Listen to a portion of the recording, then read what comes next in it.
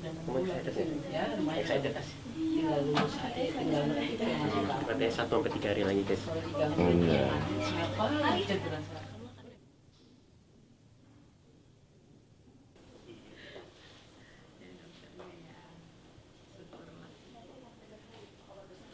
Aman duduk ya? Aman. Sini nih saya duduk sini. Ini ngapain dok? Biar ke jalurnya ngapain? Selain jalan. Banyakin jalan justru. Turun tangga masih boleh kan dok? Boleh. Dari awal dokter boleh? Iya. Boleh. Mau Kita 3 hari ini dok ya. Makasih dok. Makasih, Dok. Terima kasih. Kami cuma sikap buat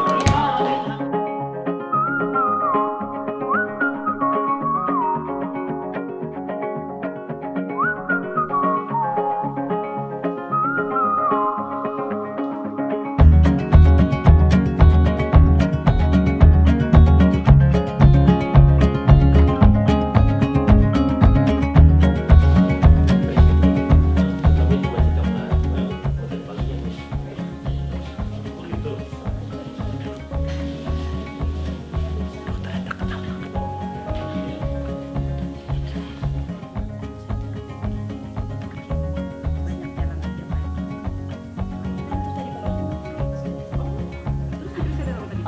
Aku kaget banget, dia sangat apa ya, misalnya aku butuh apa tuh sebelum aku ngomong dia pun udah peka gitu. Apalagi kalau lagi hamil kan aku nggak selalu ngomong, kadang-kadang udah tiba-tiba mellow aja kan. Nah itu di situ dia kayak, kamu kenapa gini-gini segala macam. Itu aku ngelihat dia genuine banget sih gitu. Kalau belakangan ini kelihatan banget dia bahagia kalau misalnya dia aku sering lihatnya karena belakangan lagi sering USG. Mungkin pas USG ngelihat anaknya itu kayak mungkin capeknya jadi hilang gitu ya. Dia tuh orang yang sangat bertanggung jawab sih sama keluarganya. Mungkin orang juga bisa lihat sih di luar, cuman lebih kelihatan lagi kalau dia tuh di rumah, kayak ke aku, ke keluarga.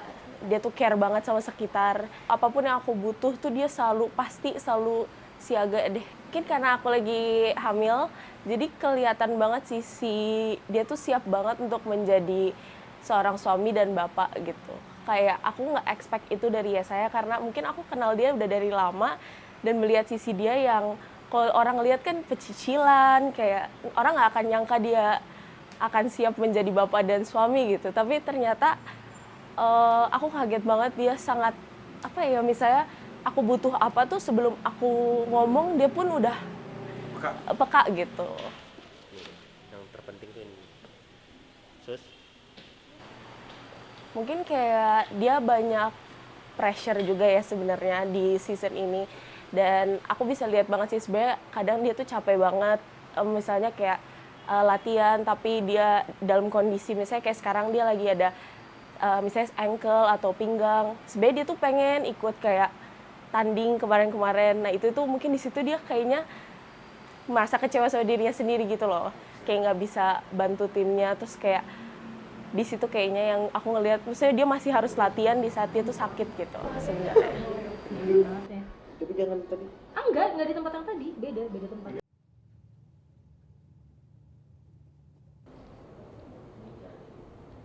Nggak usah tusuk kok. Hah? Nggak usah tusuk kok. Sakit itu. Ribu kan masih ya. Tahan. Dikit. 2 menit lagi. Pedis banget.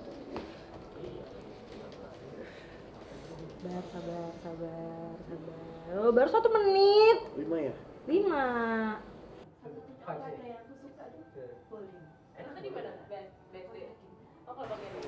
Apa ya, mungkin kayak orang gampang banget buat ngomong tentang ya saya tuh kayak gini, ya saya tuh kayak gitu, banyak kayak hate towards him.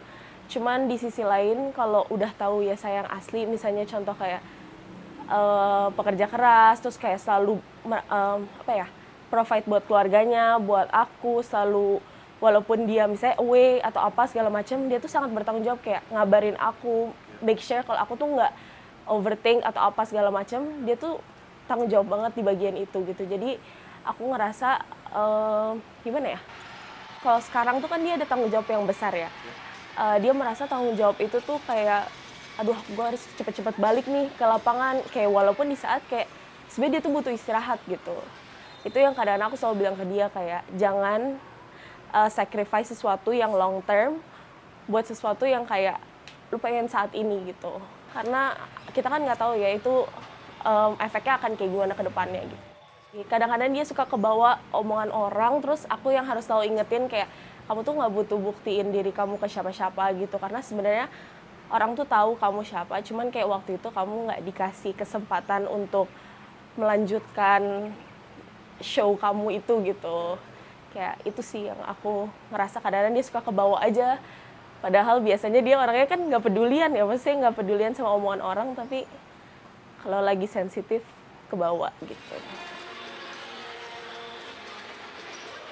Mungkin pas bisa dibilang kalau kita ngomong pro aja ya, pas di pro pas gue pertama kali masuk Indonesia Patriot sih, itu kan anak muda tuh yang batch 1 tuh ada Yuda, ada Ricky, gua, terus Kelvin, Bagir, Aldi, nama-nama Hendrik gitu-gitulah. Itu gua tuh itu dihujat satu Indonesia kali ya, gua nggak tahu tuh kenapa tuh. Gua ngerasanya ya, waktu itu Rocky tuh pernah bikin satu konten yang dia bilang tuh number 1 player high school in Indonesia saat itu. Itu ada kontennya dan dia sebutin nomor 1-nya itu gua gitu. Kira gua, dan itu kan gua masih muda ya, masih muda banget itu gua. Itu angkatan paling tua tuh 98. Jadi angkatan Yuda tuh 98. Yang muda tuh cuma gua, Dede gitu. Itu 2000, 2002. Tuh gua tuh kayak masuk ke situ, lihat-lihat terus ketemu Yuda, ketemu ini. Tuh kayak gimana ya, bisa dibilang tuh kayak orang tuh berekspektasi tinggi gitu sama gua, yang sebenarnya kan gua nggak put diri gue ke sana gitu. Ya udah gue main basket, akhirnya main di IBL tuh waktu itu bubble. Gue main dikit, terus main bagus dihujat, main jelek dihujat, kenapa ya? Gitu juga nggak tahu kenapa. Sampai akhirnya kayak ada satu orang nih nge-DM gue nih, boleh gue tunjukin ya? Boleh ya. Sampai dia tuh bilang gini. Ini 26 Maret 2021, nah dia ngechat gue di DM ya. Sumpah deh bang, gue sakit hati banget liat komenan orang-orang di live streaming IBL TV. Kenapa sih orang-orang tuh bisa sejahat itu ngomenin yang aneh-aneh tentang Bang Yes? Cuman gara-gara di satu game tadi, soalnya padahal that game didn't represented you truly katanya. Masih banyak faktor lain. But well done for today bang. Sukses selalu and also fighting for next matches ya. Keep spirit and keep humble. Ini gue baca ini, dari sekian banyak orang yang ngehujat, ngapain gue fokus itu ya? Fokus yang gue ini aja gitu, yang support aja gitu. Dan itu benar-benar kena mental tuh gue. Itu lumayan kena mental, tapi kayak gue orangnya masa bodoh ya sama omongan orang. Itu dari mungkin buat beberapa orang gampang ngomong itu, cuman menurut gue kayak gue belajar tuh ya udahlah, nggak usah dibales, biarin aja.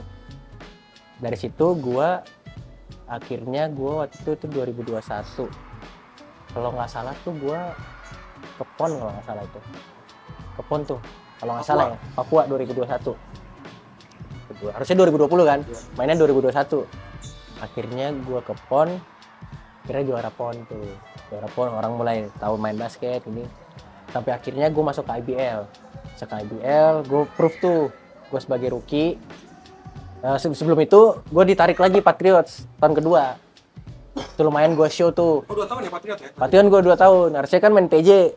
Gue sakit, akhirnya ditarik lagi ke Patriots. Akhirnya main tuh. Gue kayak lo nggak salah main 10 apa 11 game gitu.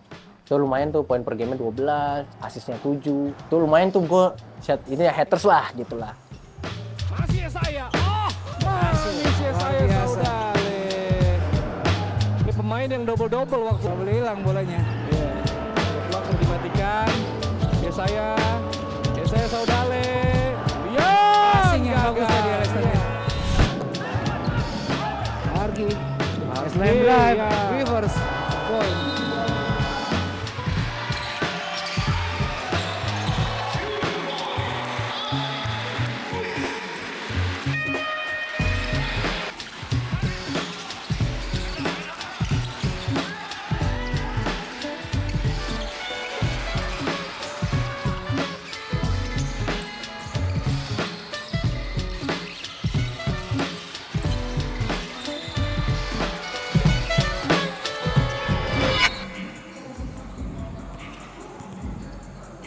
Oh sekarang sebelum game kan ada, aku sering lihat Mas Arki di pinggir lapangan, form doang segala macam, lebih lama dibanding dulu. Yeah. Yeah. Can't lie about stretching. I miss the days when ke lapangan nggak usah stretching. Now it's like. Kapan terakhir kali kayak gitu Mas? Ke lapangannya perlu stretching, langsung main aja. Oh yeah, like the first 4 years enak banget, just go in, do stretching cantik yang kayak gitu doang, and like, okay let's go, where's the ball? Now it's like, wait, give me like 10 minutes. Jadi lebih wise sekarang ya. The way I approach di Dewa is, I haven't done anything for Dewa. No team, dari nol gitu, right? Cuma ya gue jalanin role yang disuruh sama pelatih gitu. Soalnya it's like, okay, I did my part in SM. I created my history in SM, legacy-nya. And then now gue basically harus lakuin semuanya dari nol buat Dewa. Maksudnya kayak, for example, even being a leader, for example. Kan kalau misalnya waktu dulu gue di SM, anak-anak yang muda-muda udah deket sama gue, udah sering jalan. Mereka udah comfortable to be around me, right? They understand me as a leader. I know them as a player. I know their backstory and everything. Now me in Dewa, like, they don't know me yet, right? They only know of me. But like, kayak di SM, all the players, they know like, okay, like gua misalnya playoff 2000 berapa, gua sebenarnya cedera, tapi gua push. Maybe orang-orang di luar nggak tahu. There's like years where gua ankle gua harus disuntik. It's a roller coaster sih. Maksudnya kayak people aja nggak tahu kayak the 2 practices before the first game against Pelita Jaya, gue cedera. Tapi gue masih, look at my finger, ini nggak bisa lurus. Until now. Jadi kayak the whole time since the beginning of the season, if you saw my hand, gue pakai taping kan. Itu aja kalau disentuh sakit banget. Tapi gue kayak ya maksa-maksa aja gitu. Soalnya kita apalagi we're short pemain asing gitu. Jadi kayak itu aja. Jadi kayak sekarang gue, look, I can't even. Gue kemarin diledekin sama anak gue. Kita lagi main tembak-tembakan. Gue nggak bisa lurus. You see? There's a lot of things that orang di luar camera nggak tahu because I just keep it to myself. Ada yang kayak gua sama Hardy kita harus suntik painkiller biar nggak sakit, and then tapi lanjut for playoff. Ada yang ini masih cedera sebenarnya harusnya nggak main tapi ya kita udah final mau gimana lagi gitu. And then it's just like, so those players, they know the sacrifices that we did in order to gain that mentality. Like, okay, if my captain, my leader, my senior is willing to do this, gua harus bisa jadi kuat kayak gitu juga gitu. Now, the people in Dewa, they don't know that. The things that I sacrifice, how I push myself gitu. So gua harus dari nol gitu. That's what I mean gitu. So giving example. Yeah, so it's like whatever I'm doing, whatever I did in SM, ya udah itu SM. Now gua harus lakuin di ini. It just sucks that I'm doing it starting at the age of 37 gitu. Tapi ya gua akan kasih yang terbaik buat Dewa gitu, whether it's on or off the court.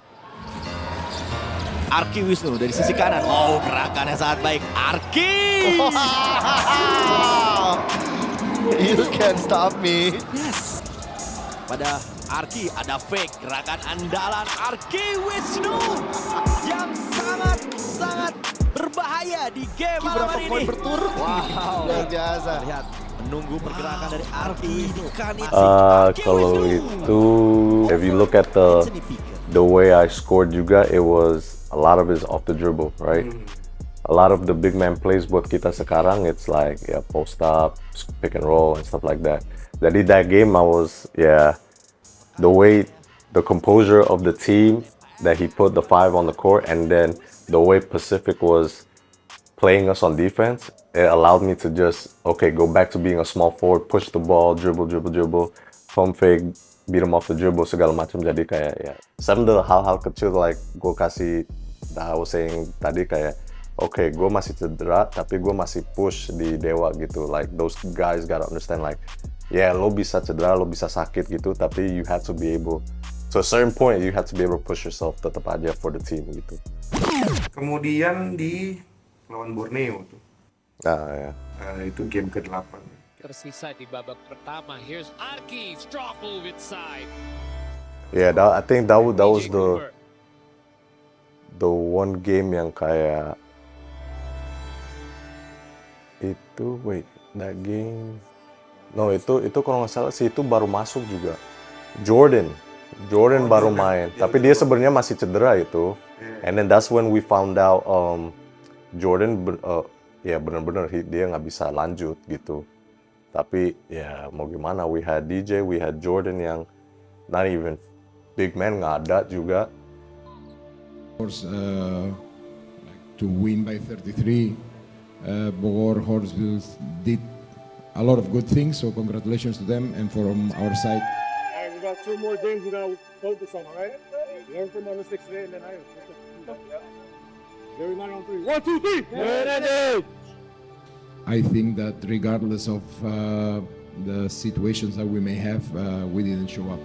We were like not consistent at all. Answering your question. Kita juga cuma apa ya? Emang si Hornbill-nya juga lagi wangi hari ini. Jadi kayak mereka 3 point aja 53%, and then kita kayak nggak bisa fokus atau kurang fokus, bukan nggak bisa fokus, kurang fokus buat jadi bisa fight back sih. Tapi menurut saya walaupun situasinya kayak begini, masih percaya sama tim kita, walaupun 1 asing, 2 asing, nggak ada asing, kita masih bisa bersaing. Tapi it's something ya we have to go through. Kita harus improve lagi, fokus lagi, terus that's it, just bounce back. Yeah, it was a tough loss. Jadi kayak ya we knew after that game ya kita ketemu mereka lagi ya, the next time ketemu di rumah ya kita harus menang. For me, I feel like it was a blessing in disguise. I wasn't worried when ya kita kalau nggak salah we win and then we start losing, right? Nah bedanya the losing part was ya emang kita ada disadvantage-nya di pemain asing gitu, and then we had a tight schedule and mismatches and stuff like that. Tapi for me it's like, you know, you learn most of your lessons through losses gitu. Jadi kayak I think it's good for us sih. Soalnya like there were games where we were down 20, right? And then we come back and win. Like all that is just building us as a team together.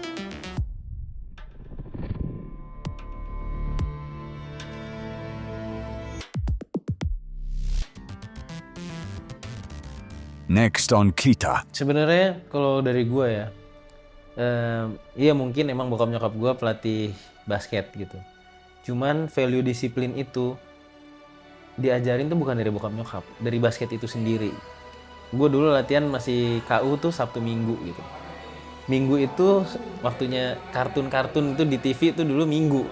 Kadang-kadang iya gue pengen nonton kartun, tapi ternyata deep down gue juga mau main basket. Jadi kayak dilema gitu kadang-kadang, aduh latihan gak ya? Nah itu ya lu mau jadi pemain, ya lu harus mengorbankan sesuatu yang lu suka untuk mendapatkan sesuatu yang lain gitu kan. Mengorbanin waktu itu ternyata kalau gue pikir-pikir, gila waktu gue juga banyak kebuang untuk basket gitu. Kenapa? Anda pas tahu masih belum selesai? Karena gue masih bisa bersaing kok sama pemain muda sekarang. Kenapa gue harus selesai?